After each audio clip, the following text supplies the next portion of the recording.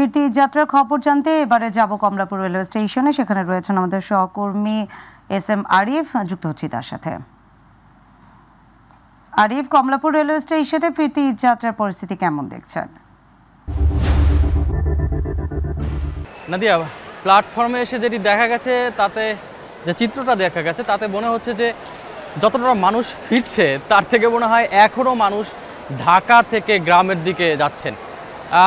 আমি যদি বলি যে এখন পর্যন্ত যে কটি ট্রেন ছেড়ে গেছে সকাল থেকে সবগুলোই কিন্তু প্রায় ভোরে ছেড়ে গেছে এবং অনেক ট্রেনেই এসেছেন।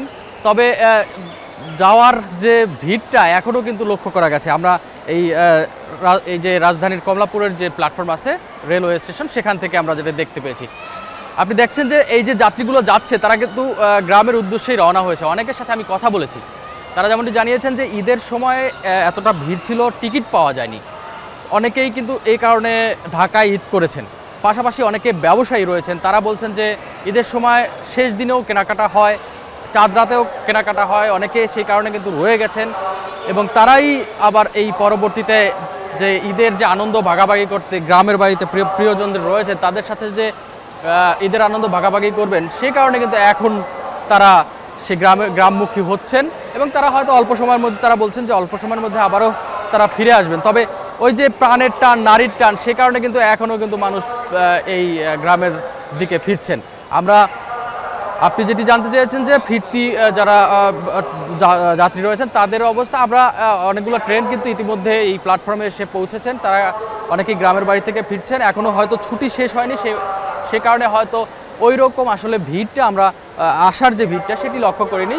তবে তারা জানিয়েছেন, অনেকেই এসেছেন, তারা বলছেন যে পরবর্তীতে যে ভিড়টা হবে সেই ভিড়টা এড়িয়ে যাওয়ার জন্য কিন্তু এই আগে ভাগে তারা ফিরছেন গ্রামের বাড়ি থেকে। এবং পাশাপাশি অনেকের বলছেন তাদের ব্যবসা রয়েছে ঢাকা শহরে, সে কারণেও এই ঈদ দ্রুত সময়ে শেষ করে, ঈদের যে আনন্দ সেটি শেষ করে আবার তারা এই ঢাকায় যে যান্ত্রিক নগর সেখানে ফিরছেন।